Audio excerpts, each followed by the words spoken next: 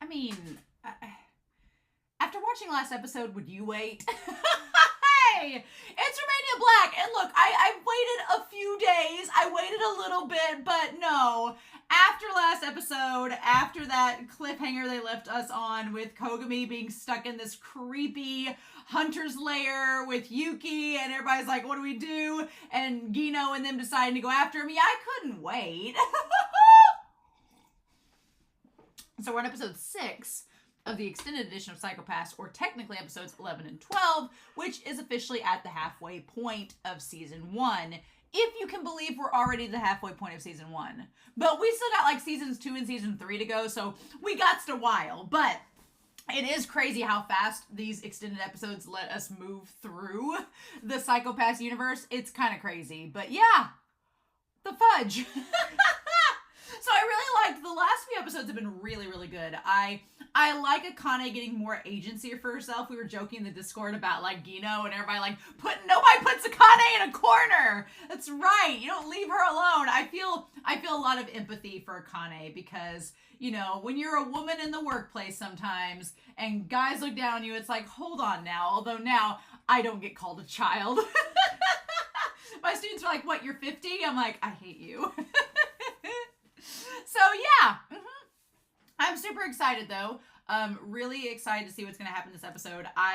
The only thing that gives me hope that Kogami is going to be all right in this is that he ends up facing Makishima later on from the episode's 1 debacle, but the friend of Akane and the ramifications of this episode, everything going into it, that part I am nervous about. So going into this, I am a wee bit nervous about what's going to happen with her character, if she's going to make it out alive, or if she dies, what is going to be the aftermath of that. And we've got 2 episodes this go around, so lots of stuff can happen. Lots of things can go down, my friends, and so I'm a wee bit nervous. But it's fine. We'll cross those bridges when we get to them, right? Right? Yes. So with that being said, I am pretty excited. I don't know what's going to happen this go around, but it's going to be a good time. So with all said and done, I'm not going to waste any more time. I got off work and I was like, I poured myself some decaf coffee. I'm already hyped up enough, but I was like, I want to get down to this episode and just see what we get. So with that being said, before we start, I want to give a really quick shout out over to Patreon, to our philanthropy tier, to thank them for their support and for helping me to be able to watch shows like this and react to them. So big shout out over to the people on the philanthropy tier that I have, to Alex Cornejo, to Anime Annie, to Anna, to Ashley Got Snow Bitches, to Be Happy, to Dana, to Destiny Marie, to Edgar, as well as to Eric, to Kiri, to Nameless Monster, to Matthew Palfinier, to Shimoyama, to Sunspots, to Trails, to Tyrone, to Translucent Men, to Zachiel, to Lyndon, to Jimmy Lujan, to Aku Q, and there's another person down here that just got added today that I'm including them on there as well, but I don't have their name written on my sheet yet, but I saw that email right before I started this video, so they're on there as well. I'll make sure to edit them in, but thank you all so much for supporting me. I super appreciate it. All of my love, you crazy folks. So yeah, why not? We're going to start this episode and just see what mayhem we get. I don't know what's even going to happen this episode. I am just in the dark, and it's such a scary, wonderful feeling, but what do we do about that? So we're going to start Psycho-Pass extended episode 6. And we're going to do that here in 3, 2, 1. And let's go.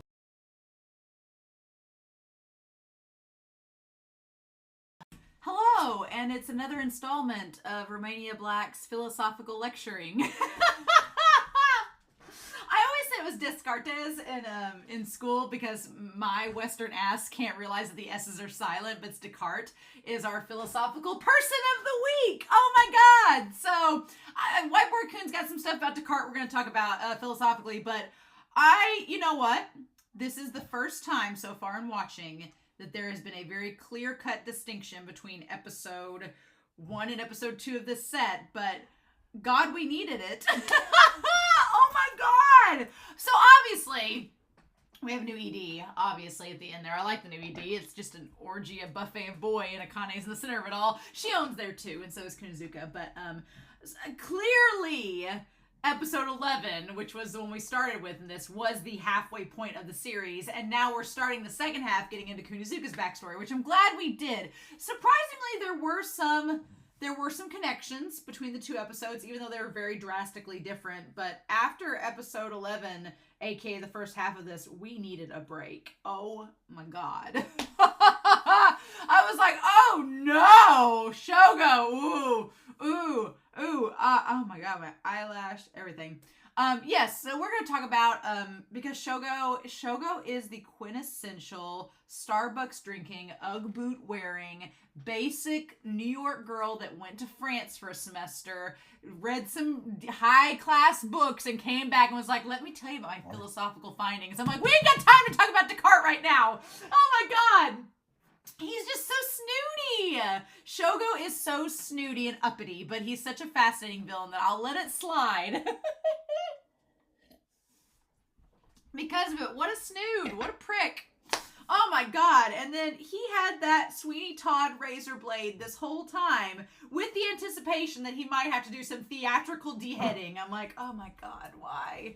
Why? So yes, we're going to talk about that. We're going to talk about all the references and stuff, especially the first part. The second part was not too heavy with the philosophical references, but had a lot going on in it as well, especially in terms of character work with Sasayama, with Kogami, with lots of things. But yeah.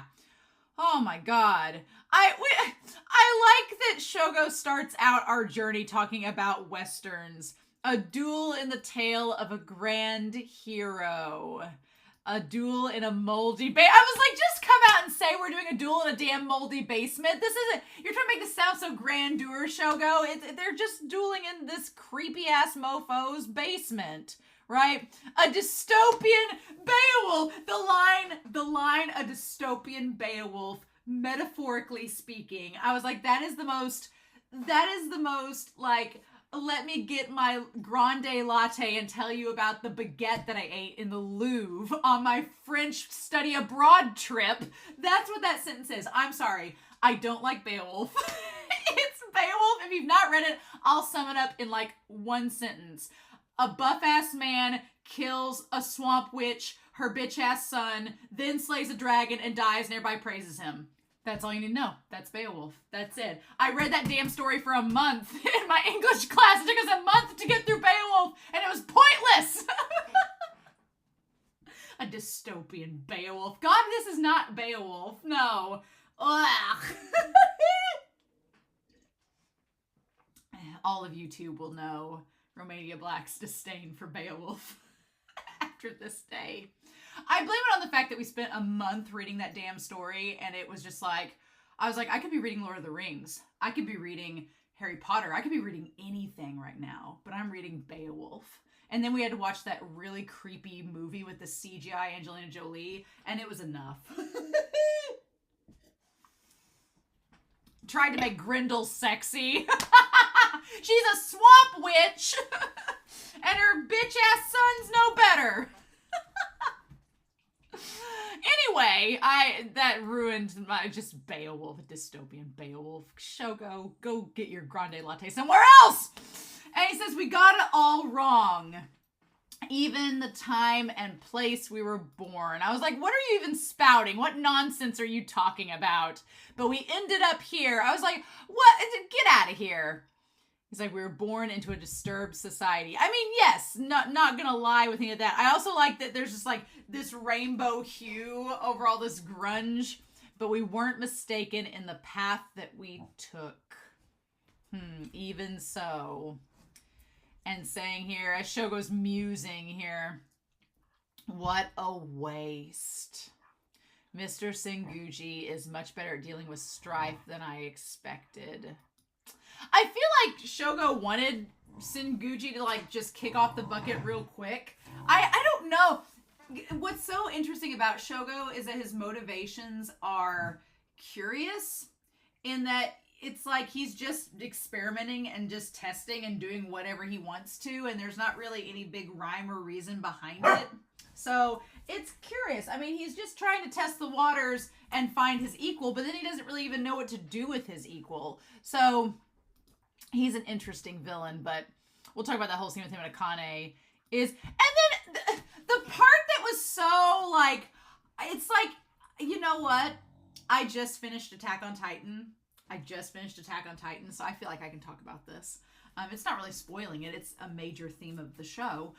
If you've watched any of Attack on Titan, you probably will come to the same conclusion. But he's like, I wonder if it's possible for those two to suddenly make nice. And, you know, you have a series like Attack on Titan and other series where the philosophical musings are, can we break the cycle of violence and come together and talk to one another and talk it out? And the thing about that is, and I've talked at it extensively in that show, is that in order for that to happen, both sides have to come to the table wanting to stop the violence. They have to come in on mutual terms, wanting to cease the violence for there to be any progress. It can't be that one person wants peace and the other one doesn't and it's going to work out. No, they both have to be on mutual grounds of wanting to communicate.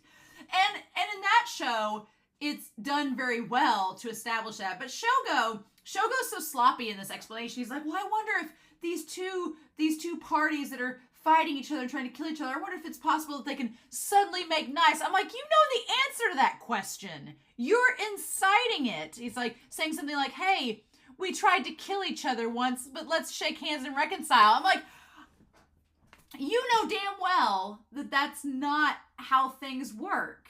And you know damn well that neither party right now, like Kogami, I think Kogami would be very willing to just get the girl and get out if he could. Like, I don't think he has a bloodlust to kill Senguji, right? And part of you wonders, is Shogo talking about himself? Like, if him and Kogami see one another, is Kogami going to be like, hey, you killed my friend, but it's fine now?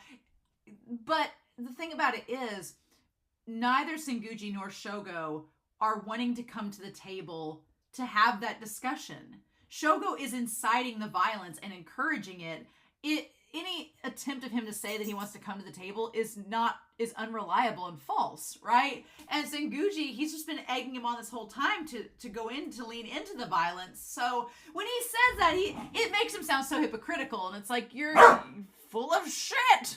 He's Russell Brand in Forgetting Sarah Marshall. That is Shogo Makishima. Let bygones be bygones.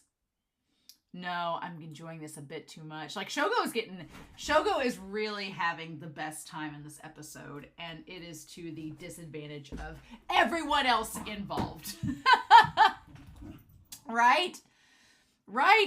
I mustn't forget that I'm treading on thin ice. Yeah, Shogo could have been caught at any time. The thing about it is that he knew that the Dominators weren't going to work, and it was going to have to be the fact of someone getting a hold of a gun and literally shooting him, which could have still happened, but it did not. So I want to say on here, Gino was trying to be, seeing Gino in the past 3 years prior with Kunizuka versus seeing him now is very interesting, because he's a lot more emotional now, as we talked last episode about Gino. And in the last episode, and in the flashback that we see at the end of this episode, said he's at the point where he like tells people, he's like, stop, please, don't run. It was like Gene Wilder and Willy Wonka, where he's like, please, help. Like, just trying to be as disconcerted as possible to stay calm. But there is a lot of stakes here in this episode where they're like, we need to find Kogami, he is in trouble. And now we know Kunizuka, she basically was enlisted by Kogami, essentially. Kogami's the reason that she's an enforcer. And Kagari makes note that Kogami's not usually desperate like that. He doesn't usually call for help like that. He usually goes in and saves the day, but this is a rare occasion where that wasn't possible. So it's like, and I was wrong. I thought that it was going to be that they were going to frame Yuki's death on Kogami. No, it was a lot worse. It was so much worse. So they're like, he sounded desperate. And then you can see Gino's face being like, well, what do we do? So I'm assuming we'll have a new OP next episode. Maybe not. The ED seemed different, but who knows? And so in any case, we have our poor girl Yuki. What's so fascinating about this is that Kogami did use Yuki as bait. He used her as bait to lure in Senguji, to lure him in to do the shot so that he could make it and kill him. He lured her in, and she kind of had a reaction that was like Senguji's. She was just like, man, I got a thrill out of that. I was like, oh shit, we're just making killers out of everybody. Like, because then Senguji goes on this whole thing about how he witnessed a guy die, and him witnessing that man die reminded him of his own mortality, and he got this like sociopathic thrill out of it. And from then on, he was kind of obsessed with death and causing it. And then that was 80 years ago, so before the Sybil system. And then with Yuki, she like witnesses, you know, Kogami kill a man. She's like, wow, that was fun. I almost want to be a latent criminal too. And I'm like, no, you don't. Do you not see? And Kunizuka, her story is kind of a nice pairing with that notion that Yuki has. Yuki's like, oh, it's fun to be a bad boy, isn't it? Like going around killing people and stopping crime. And Shogo kind of points out like what you're doing in stopping crime is you're killing people the same way that I'm killing people. So is it really, he's like getting into the philosophical discussion of justice, and is it really eye for an eye, leaves us all blind, whatever. But it's a nice juxtaposition between Yuki wanting to become a criminal and thinking that it's just, you know, oh, life of crime can't be that bad. And then we see Kunizuka in the very next episode and see what she's going through in this situation, seeing like, no, actually it's pretty bad. Being a latent criminal in the enforcement cells is pretty bad. So it's not all that it's not what it's cracked up to be. Interesting. I do love the lighting in this episode. I love how we see the police the drone show up with the guns, like the lights and everything. And then Lovecraft! The dog was called Lovecraft! His Flotsam and Jetsam. I thought he had two dogs for some reason. For some reason, I thought that Senguji had two dogs, so I kept waiting for the other dog to come out and attack. But then I remembered the other dog was crushed by the trap so that Kogami could get the battery pack. Or that's what it was. So Lovecraft. I want to know what the other dog's name was. Was it Hitchcock and Lovecraft? That'd be cool. Or Lovecraft and, I don't know, Wells? Maybe. H.G. Wells and Lovecraft. Maybe. But what a great dog name, though, right? Very fitting for Senguji. But he's like, he finally started shooting back. So we go back, we learn a bit about Senguji's backstory, that he was involved with construction work in developing countries and infrastructure, and that's where he saw the man die, and where he got this like kind of psychopathic impulse with wanting to see death and that giving him a thrill of life. And the idea that, you know, your mortality is a way of knowing that you exist. It gives you a thrill knowing that that your life is at risk. Like, it's like an adrenaline high, right? Essentially. And the idea that Senguji, you know, Shogo wanted him to run away. Shogo gave him an out. Shogo's like, you can leave now. You can stop playing the game and go out. But I do agree with Senguji that he's like, oh, you mean you lured me into this trap, manipulated this game to put me at a disadvantage, probably knowing my prior history and what gets me off, and now you want to like give me psychopathic blue balls and tell me to leave before I'm done?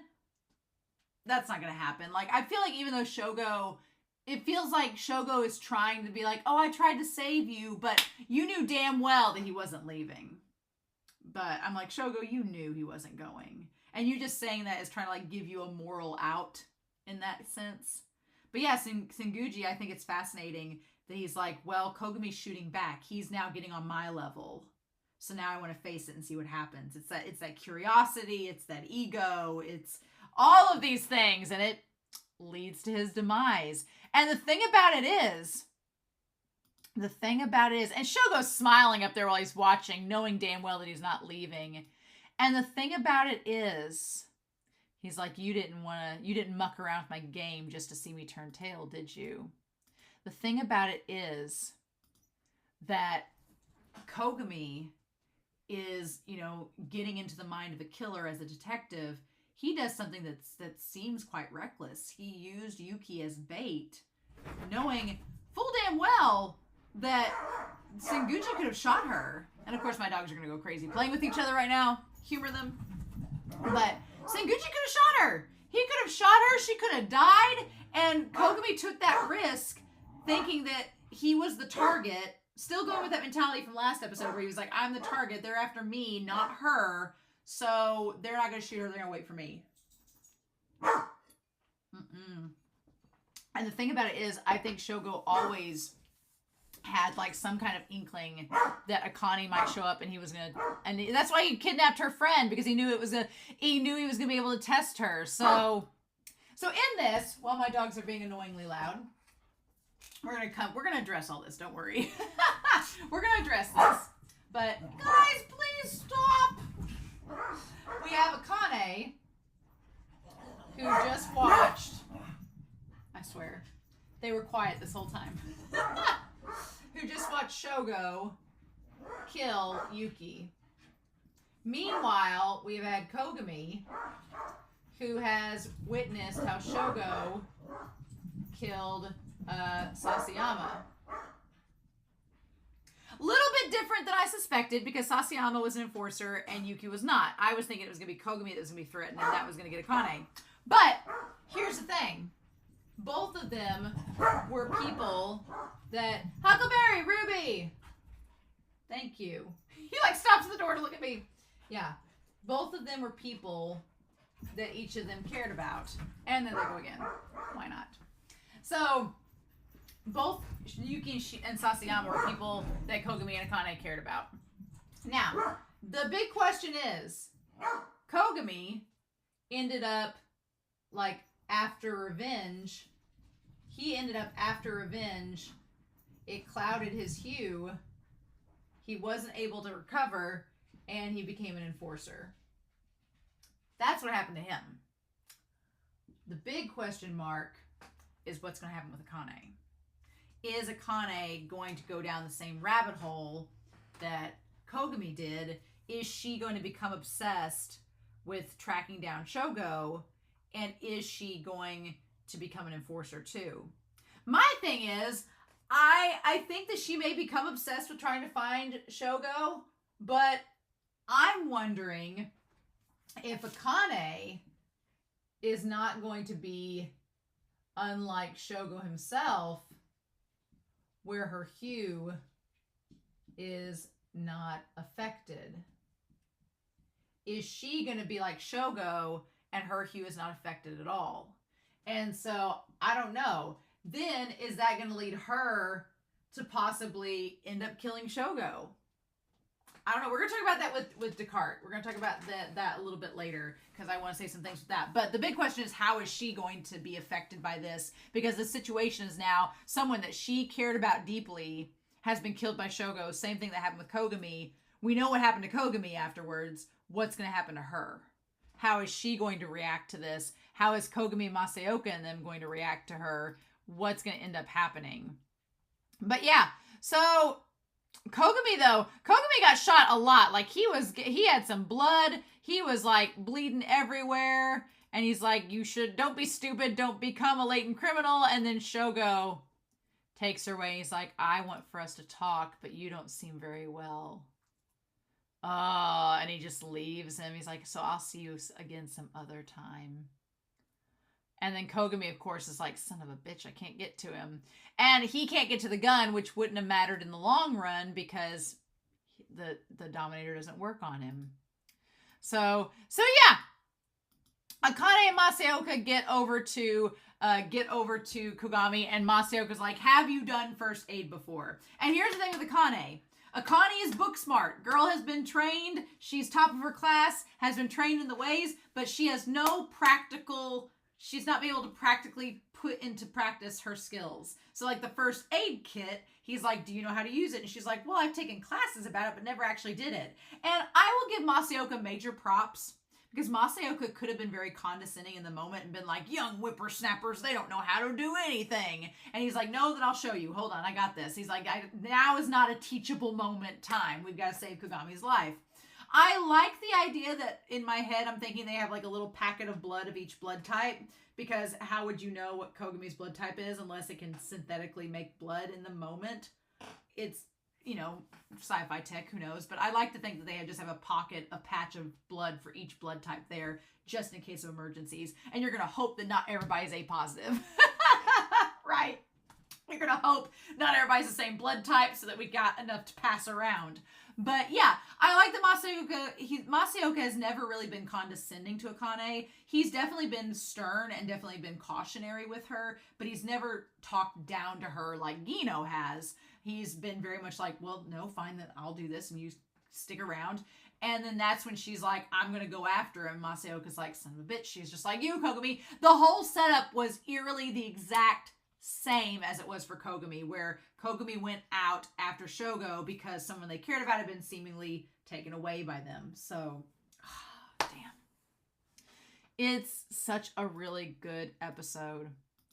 And then, yeah, they're like, this place is like an execution ground. I like that Kagari uses his gamer skills to be like, this looks like a place where people play games. This looks like a hunting ground. And Ginoza's like, what? And Kunizuka's like, I mean, Kagari, that's his expertise, right?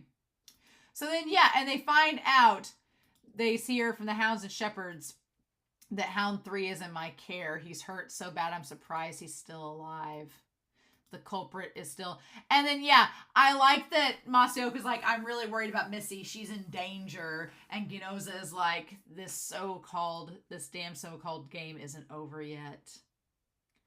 And then I like Masaoka just sitting there. He's like, my body feels heavy. It doesn't feel like my own. And Masaoka's like, well, the bullets are still in your body. So yeah, I can't perform surgery right now. He's like, you're going to have to hold it together until we can help you. He's like, if I try to pull him out and hit an artery, it's game over. So just deal with this for now with these tourniquets and stuff and let the pros work on you. And when he says that she went rushing off, and the way he describes it is exactly like something from Kogami's past. And Kogami tries to go after her, so props to him, but then Masaoka's like, no! Masaoka having the hardest head in the entire series, just like, stay down, damn it, and headbutting him. He's like, no, we're not going to waste any more time. Missy is in danger. You are tenacious. So we get the whole stuff about Senguji. We get his, born October 25th, 2002, blood type AB, 110 years old. How about that? Now, the thing about it is, we saw Shogo had put the body up on the ledge so they couldn't immediately find it, but they just found enough parts to be able to identify. And that's when she sees him and tries to fire at him. And the coefficient doesn't work. Crime coefficient is 79, and it keeps going down. So, we find somebody who is an exception to the system, and the civil system can't recognize him as a criminal. Even though he literally kills someone in cold blood right in front of us, the civil system doesn't recognize him. And that's that. And so then, of course, Yuki's freaking out, and she's like, I'm going to rescue you. And at the time, he's like, oh, I know your face. You're Inspector Akane Tsunemori from the MWPSB. And she's like, how dare you? He's like, I'm Shogo Makishima. And she's like, oh, you're Makishima. Now, the thing about it is, he says, oh, you reacted to my name, so they would have leads on me. The thing of it is, Kogami's the only one with leads on him, not anybody else. So, it's like, no, he's like, I like she tries to use diplomacy and tries to use the textbook being like, well, according to the Citizens Charter, you have to come with me. And he's like, no. He's like, no. He's like, if you need to talk to me, let's do it right here, right now. We're both busy people, right? And when she says, do you think you can escape? And he's like, well, yeah, shouldn't you make our conversation lively to buy time? I'm sure an experienced detective would make that determination. And he says, which multiple crimes are you referring to? And then he says that he killed Mito and he killed Oryu. And he's like, I think there's value in people only when they act based on their will. So, Shogo's whole thing is he is all about, and Descartes talked a lot about free will. We're going to talk about Descartes. And he only values people who act on their free will. He's very much into that Griffith mentality from Berserk, right? Right? If you're not my equal unless you can act on your own, right? No followers allowed. And so in any case, I've asked many people about their suppressed free will and observed their actions all this time. And she's like, well, you're just a criminal. And he's like, how do you define it? I think he's like, he does the ultimate villain, like, well, how do we even define a crime? What do we even determine as criminal? And it's like, oh, come on now. He's like, the dominator you're holding, does the Sybil system decide that? So basically, he's saying that, are you going to kill me of your own free will, or are you going to rely on a flawed system?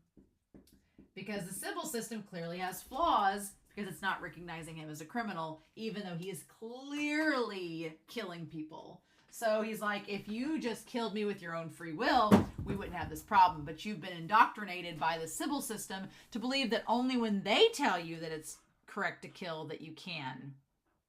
And it's like, that's not going to work. And she's like, oh, okay. And he says, analyzing a bioorganism's force field read by a cymatic scan, they figure out how a person's mind works.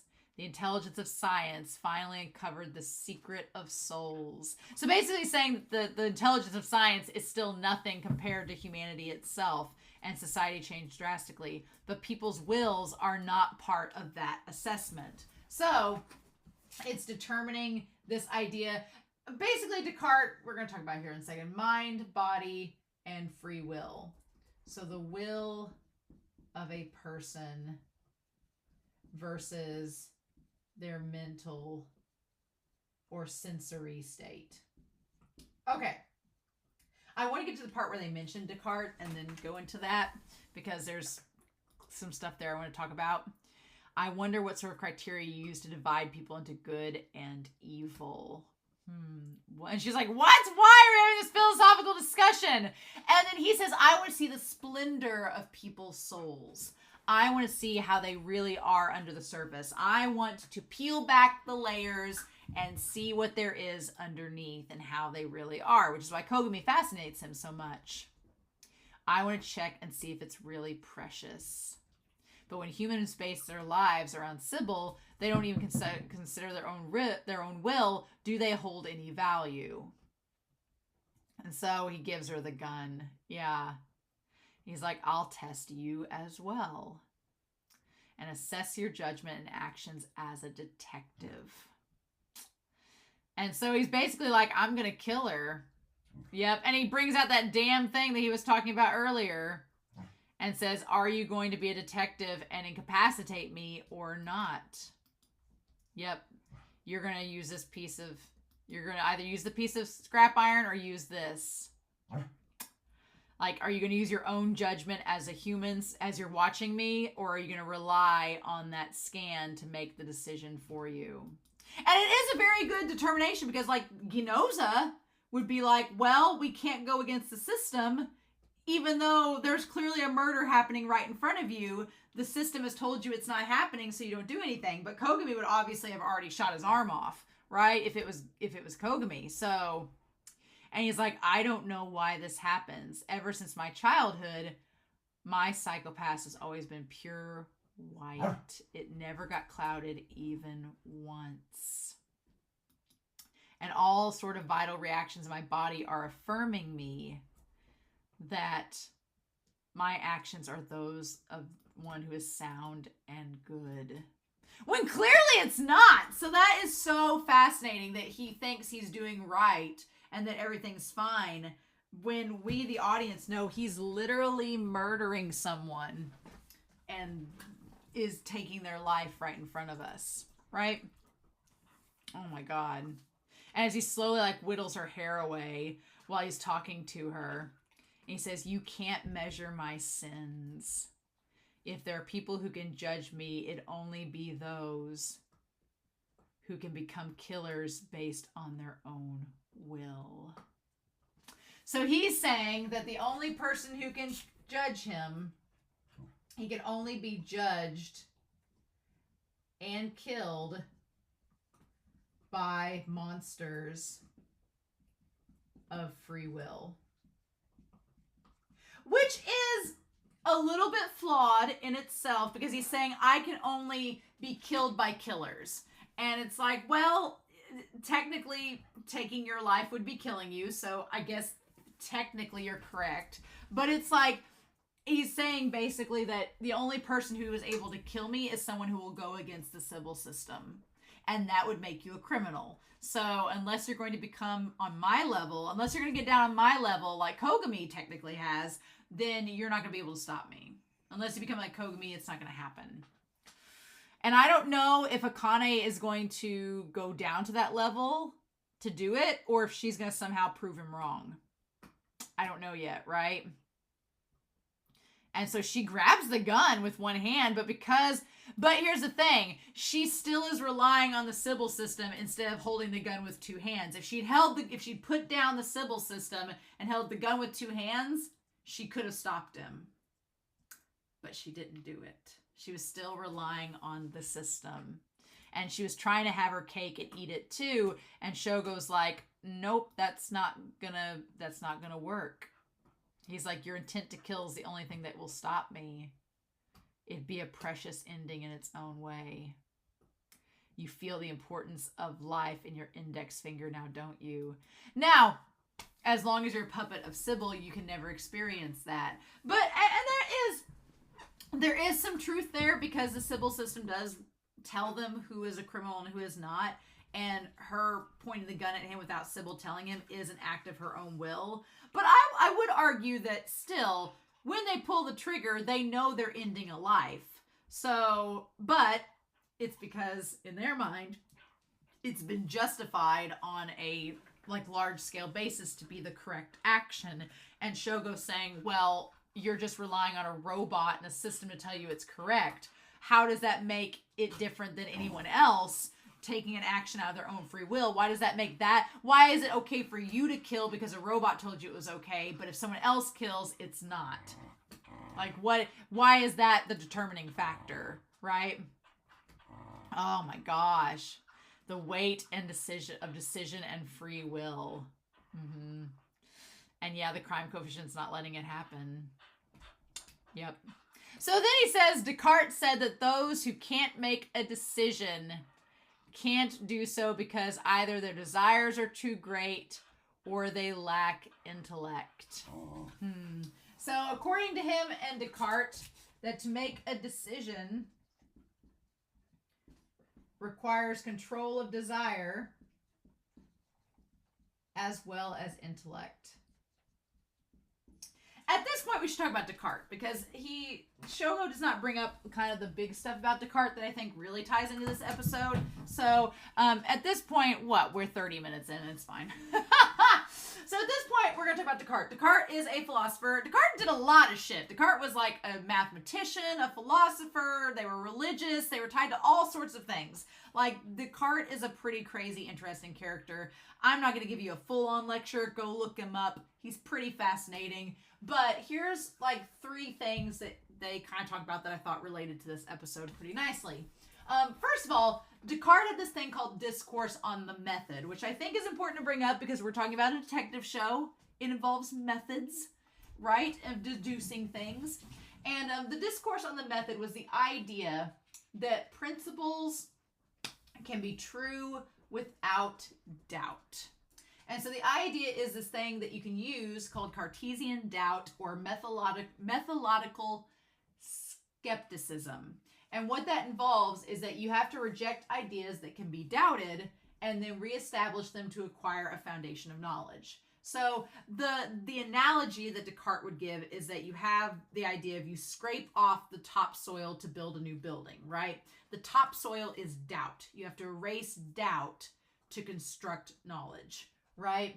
Descartes liked to talk about Aristotle and their foundationalism and kind of said that Aristotle had good ideas, but they weren't fully realized. And Descartes was trying to complete some of Aristotle's ideas, which was interesting. But the idea of soil being doubt and the building being knowledge. And actually, there is a phrase that comes from Descartes that we hear quite a lot, and that is cognito ergo sum, which means I think, therefore I am. That is a phrase from Descartes, and you hear that a lot, right?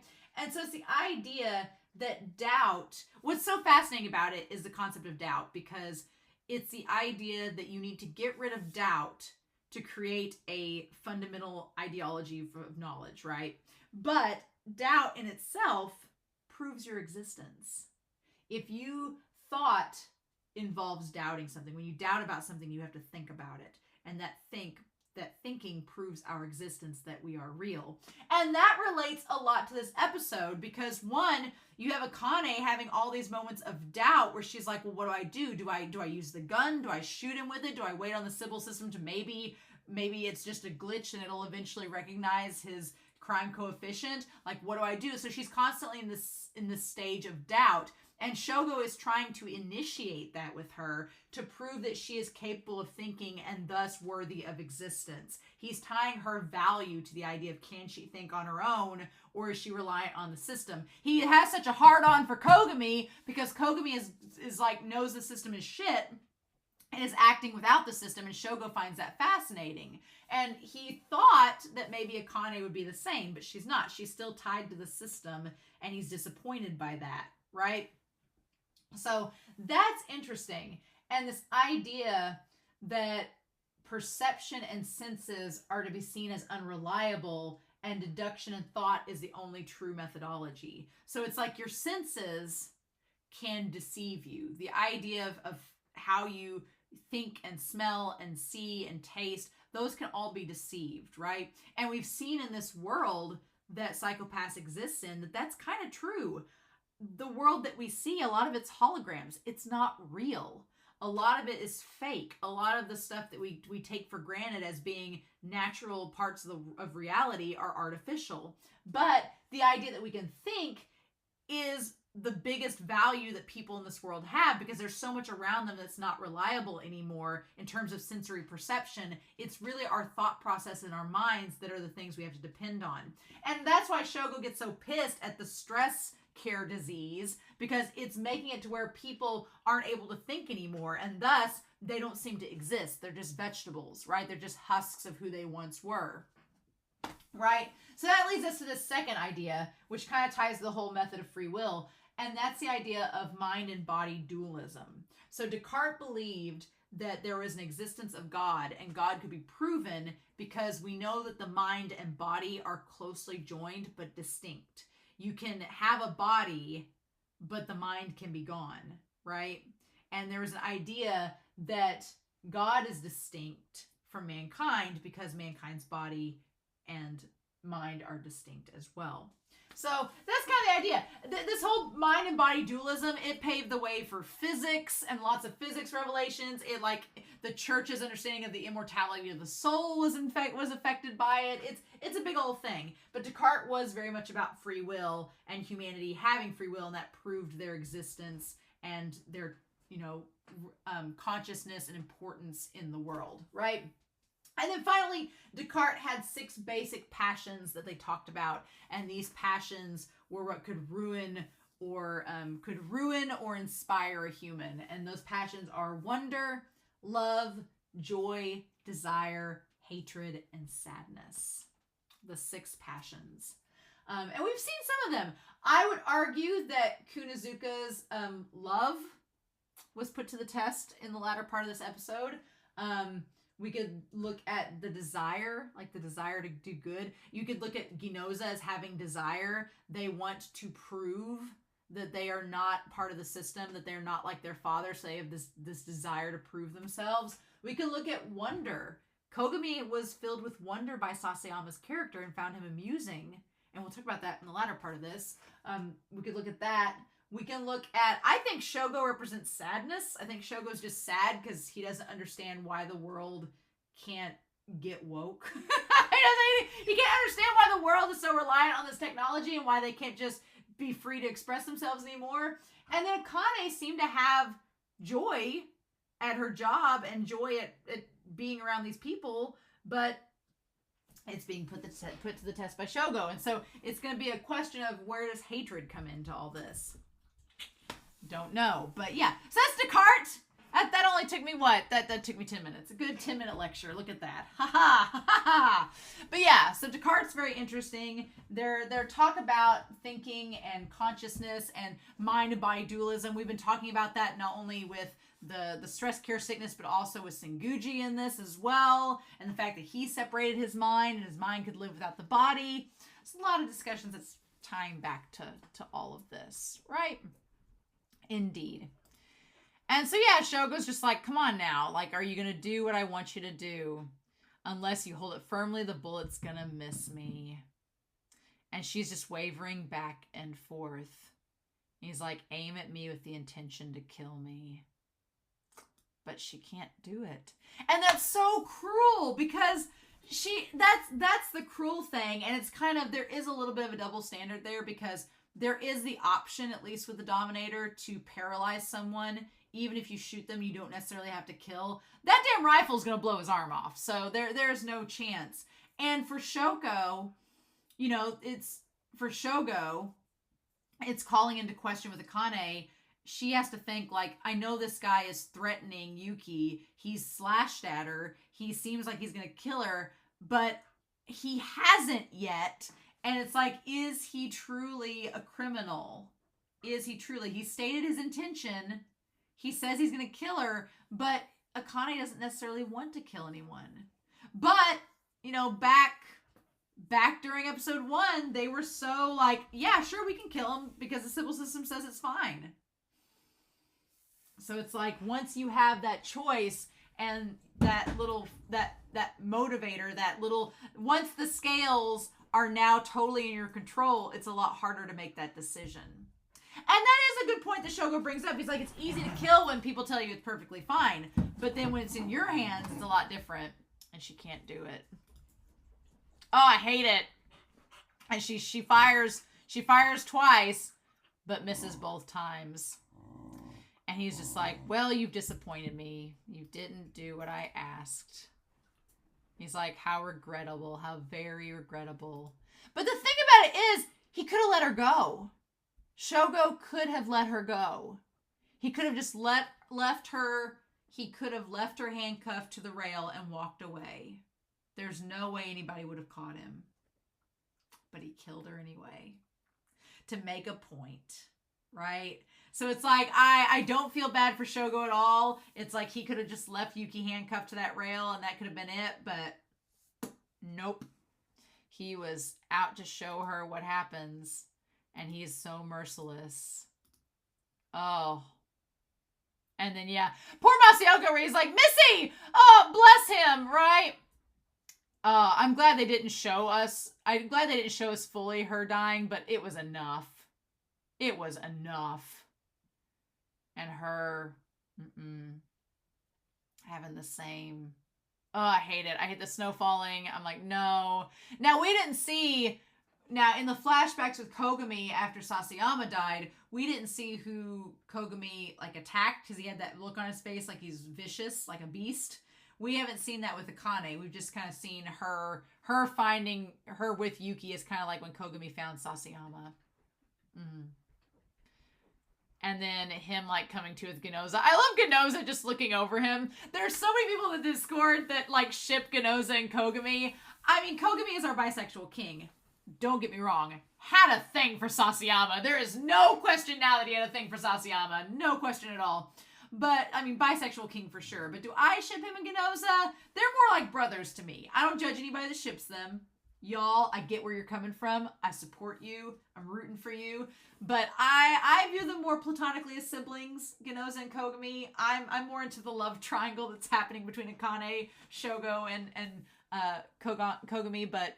I feel you. I understand. I do like the Genozas there when he comes to. And it's just like, you guys could have draped a damn blanket over Kogami, but no, his pecs just have to be on display, of course. You know. And he's like, where's Inspector Tsunemori? And then he just looks over at her with the security blanket and Masaoka. I love Masaoka standing next to her. And then, like, they wheel Kogami past her so he can talk to her. And she says, I let Yuki die without doing anything. And then he just brushes his hand against her. Oh. And she was so in the zone that she flips out seeing him. And when she sees him, she starts crying. And, I was like Kogami is not Kogami's form of compassion and concern is, like, not lovey-dovey at all. But it's very, like tough love. Like, just, he's like, hey. Like, he just touches her. And she, like, starts crying in front of him. It's so sad. And he's like, what happened? And she says, I met him. I met that man. She's like, Shogo Makishima. And his eyes, like, I just like Kogami's eyes just narrow a little bit. She's like, he can't be judged by the Dominator. And we don't get to see the response, right? We don't get to see their actions, but we know now that he can't be judged by it. And then Shogo just walks down in the snow and he's like, well, a perfect plan doesn't mean having everything go within expectations. I'm like, oh my God, get him his grande latte, get him his scone, let him just go. A perfect plan is achieved, he says, when it has the plasticity needed to flexibly deal with troubles. Oh my God. An inspector at the MWPSB. You could say my disappointment in her was to be expected. But what about you, Kogami? I like that he's like, she's not worthy of you, Kogami. She's not even worth your time. I'm the only one worthy of your time. Let's go on a date in the Louvre together. Like, what degree of trouble are you? So he doesn't view Akane as a threat at all, right? He doesn't see her as a threat whatsoever. What degree of chaos are you? Do we contradict each other? Do we oppose each other?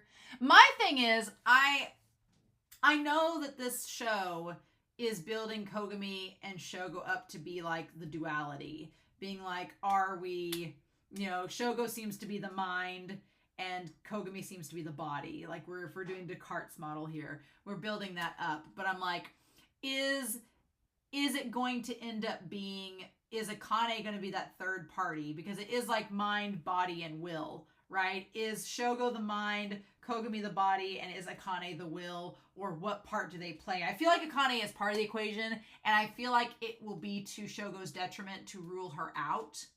But who knows, right? This episode does not answer our questions. It's going to make us wait till next week like a bitch. And that's so frustrating. He's like, you are my polar opposite. Yep, and so where does that lead us? But to you guys, I appear harmless, don't I? I couldn't kill a bug, a good member of the Sybil system. Yeah, he's just basically saying that I am, when you notice my methods, it's too late. Yeah, the end of that episode there, just basically Shogo being like, you all aren't able to stop me. I don't know. I don't know what the influence this is going to have on Akane. Is her hue going to get clouded? What are we going to do with that? I don't know. Either her hue is going to get clouded and she's going to go down the same route as Kogami, which is what it seems to be building to, or she's going to end up being like Shogo, where her hue is not clouded. And I would, you know what? It would be poetic. Would it be poetic justice if Akane killed Shogo? Would it be poetic justice? I don't know. I don't know if it's setting up for Kogami to do it or not. I don't know. And because Kogami, his hue's already clouded. He's already an enforcer. But what would it mean if she ended up killing Shogo and her hue wasn't clouded? What would we do with that?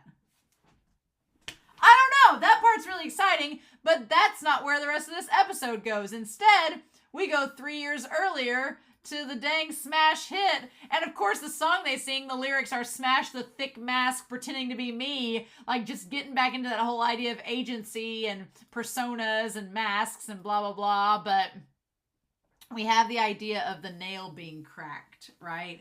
Kunizuka's nail is cracked and it's bleeding, right? Probably from playing the guitar.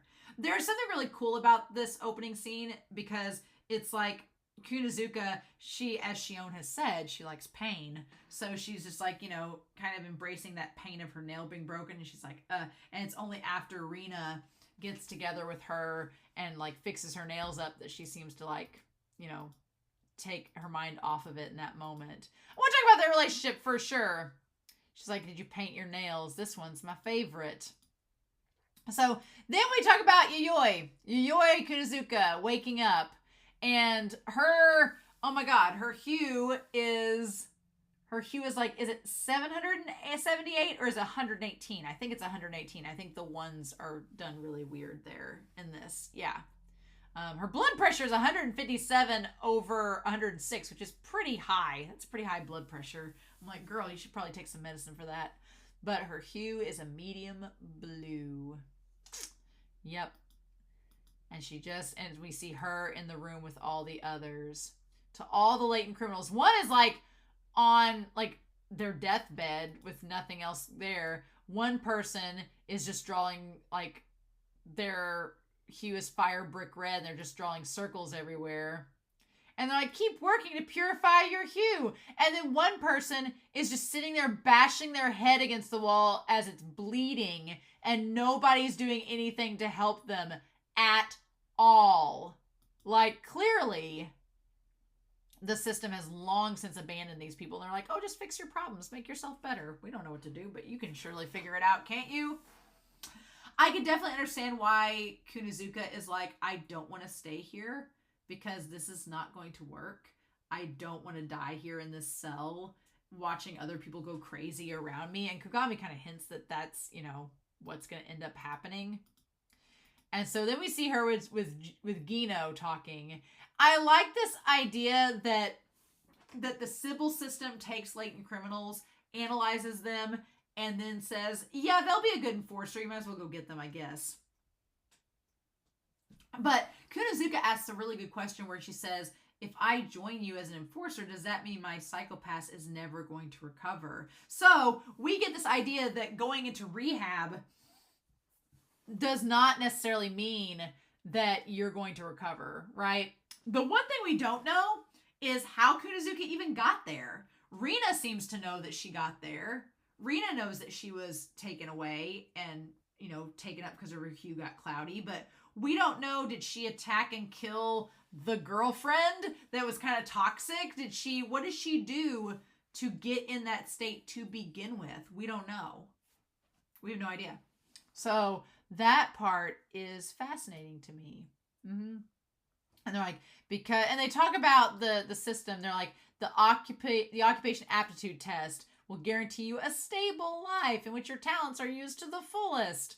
And there's like 3 different sections of where people go to. Humans will live a more civilized life. There's a world where anyone can enjoy art, nature, and peace. With all the hues. So then the loaning service robot comes, but she doesn't get her guitar strings. And she freaks out. She keeps ordering them, and they're not giving them to her. And then her hue turns yellow. And they literally deploy a drug to knock her out and calm her down. It's messed up, right? And so then they basically talk about how they need her to help solve crimes. The street scanners are damaged, and we have this antisocial revolutionary group that is, you know, trying to do stuff, and they need her to help because she's familiar with the area, figure out where they could be at. And Kogami is like, you used to be a musician based in the Kitazawa area, right? It's interesting to see Kogami with his like tie and shirt collar buttoned and looking quite like all prim and proper, whereas you see Sasayama, and Sasayama's just like whatever, like just, you know, has the tie undone. Basically what Kogami ends up looking like is what Sasayama looks like here. So yeah, and then what's interesting about this is that whenever Kogami gets the call from Sasayama, he stands up and goes away. And you can kind of tell from Genoza's stance that Genoza's just kind of like, Again, Genoza and Kogami remind me of brothers. And that moment where Kogami takes the call from Sasayama, and then Sasayama drives away later with with Ginoza. That reminds me of basically two brothers. The one brother's dating Sasayama. Kogami's dating Sasayama, and Ginoza's the brother that's like, yeah, you go do your business. I'll drive your boyfriend back home. It just literally, Ginoza and Sasayama have the vibes of, oh, you're dating my brother. Cool, great. And you're the bad boy dating my brother who's a bad influence on him. Wonderful. That's the vibe I give Ginoza and Kogami. It's great. You could say it's a love triangle. Wouldn't blame you. Wouldn't judge you for a second. But Sasayama is interesting. Where he's like, no smoking in the car. Sasayama is intriguing because he's kind of a jerk.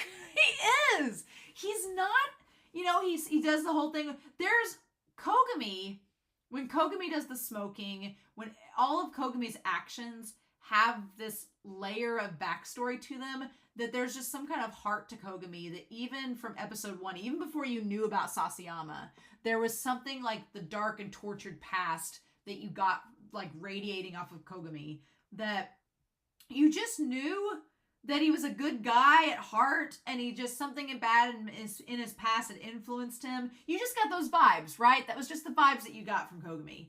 Sasayama, he seems like genuinely maybe a jerk, and maybe like not a nice person, right? Kogami called him a womanizer, and he was a criminal, but he was like shooting at people left and right, like without regard, and like there's not the charm with Kogami with Sasayama. Sasayama's kind of a dick. And it's like, oh, okay. And not to say he's a bad person, but he's kind of mean. He has like a mean spirit to him that Kogami doesn't have.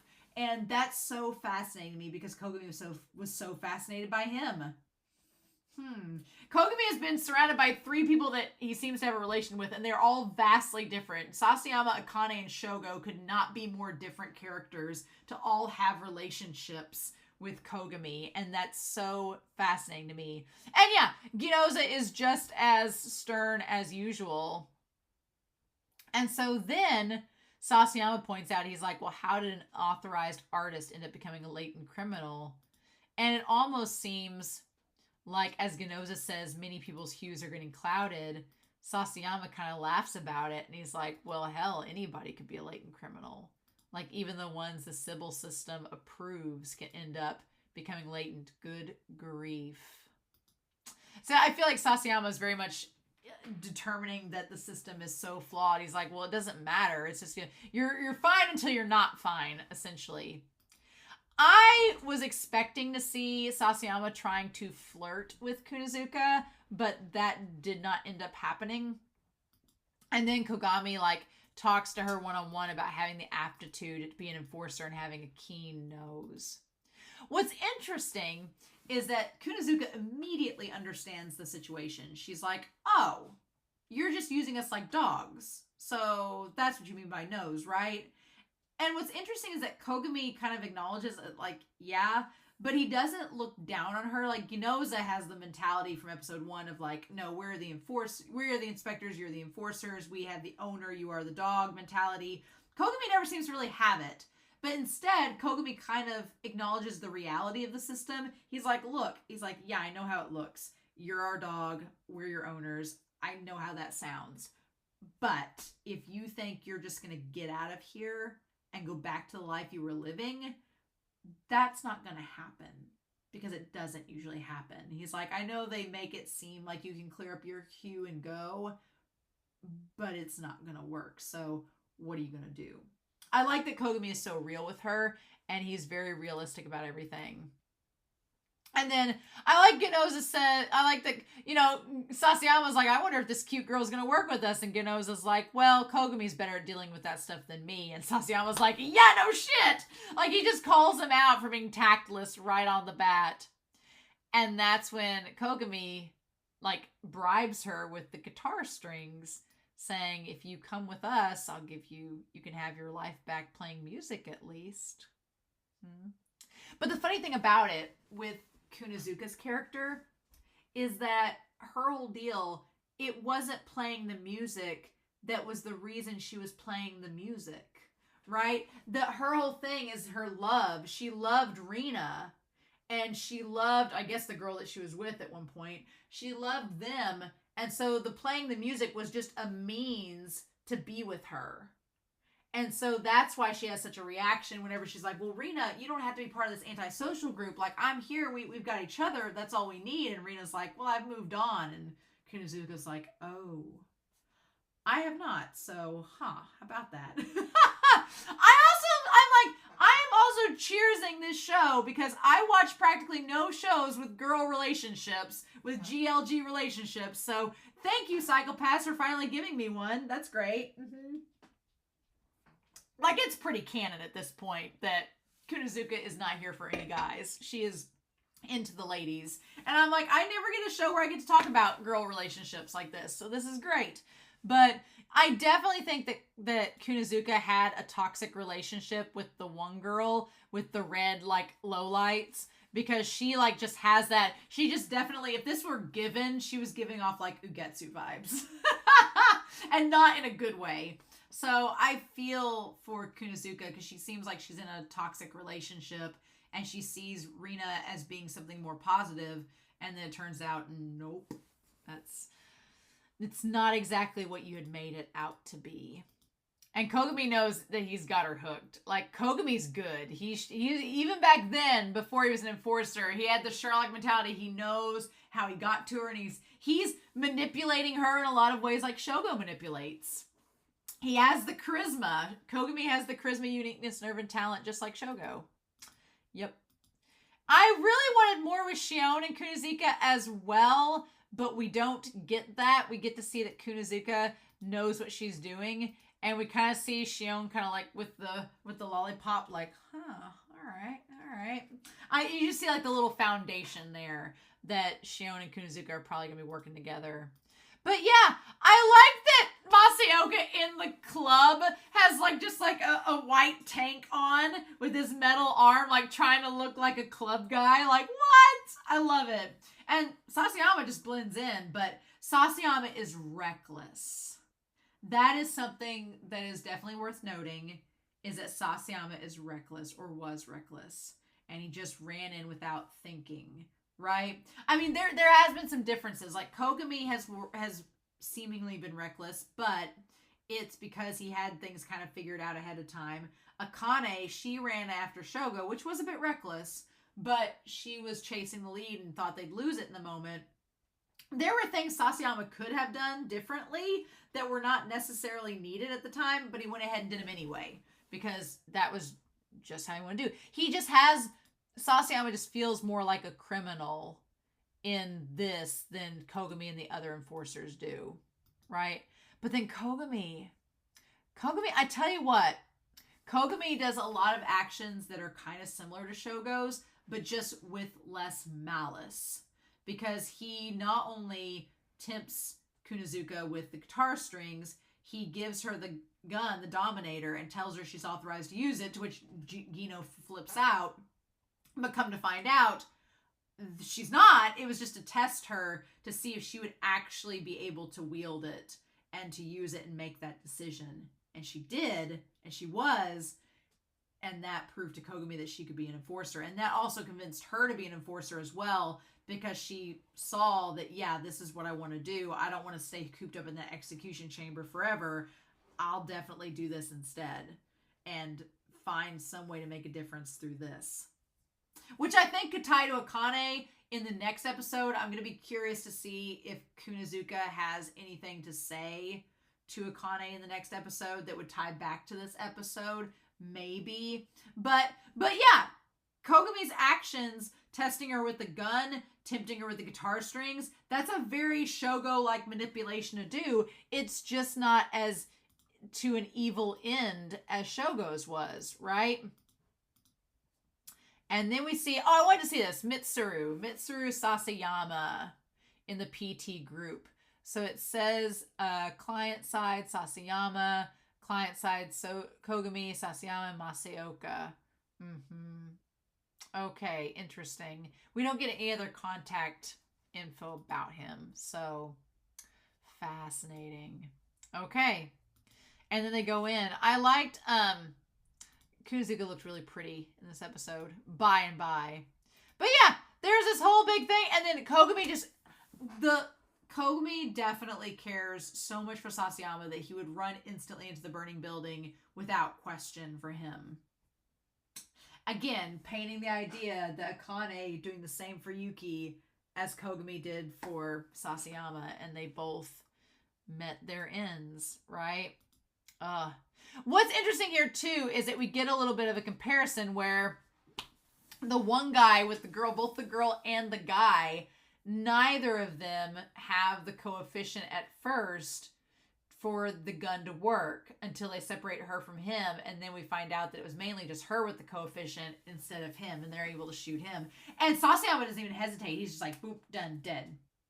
No hesitation, no stun, nothing. Like, kill him and do it. Definitely a lot more direct than our crew this last episode, right? And so, yeah. Then we see Rina, and Rina wanted Kunizuka to join her, and Kunizuka realizes that it's wrong. She's like, what are you doing? And she's like, well, we're starting this resistance, right? She's like, say yoi, why don't you join us? Why don't you fight with us? And Kunizuka's like, I can't do that. She's like, and then Rina says, why not? Because you're authorized? And she's like, no, that's not it. And Rina does bring up some points. Like, this society is pretty cruel, right? She's like, you know how wrong the current society is. And she's like, even if you like politicians and token elections, they're just figureheads. Like, she's just like, the system's so corrupt, so we have to fight back. She's like, but then she says our music will become a major force. I'm like, that's not really it, right? It's like, I get her to talk about the politics and that, you know, the politicians aren't going to do anything to change the society. But the idea that your music is going to change it and move people's hearts, well, are you going to change the world with your music? And then Kunizuka's like, look, that's not what any of this was about for me. She's like, I wasn't about the music. She's like, I just wanted to stand on stage with you. Like, she basically confesses to Rina. She's like, I wanted to be with you this whole time. That's all I wanted.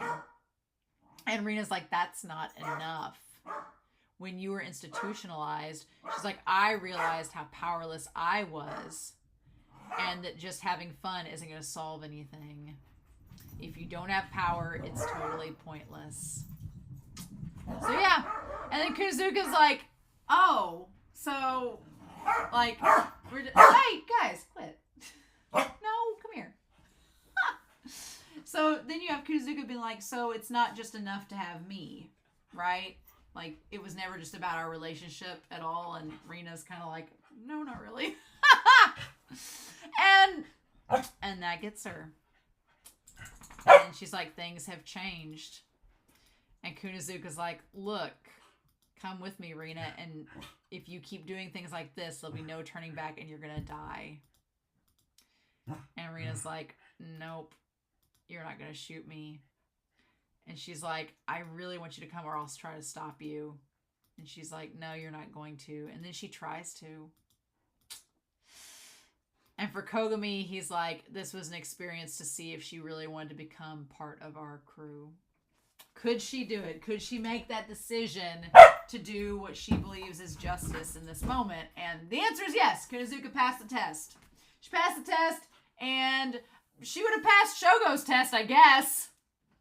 If Shogo was testing her, she would have passed, but she's a latent criminal, so there you go. So I don't know where we're going with Akane. I don't know what the end result of this is going to be. So far, we've seen latent criminals and how they can end up making that decision of their free will.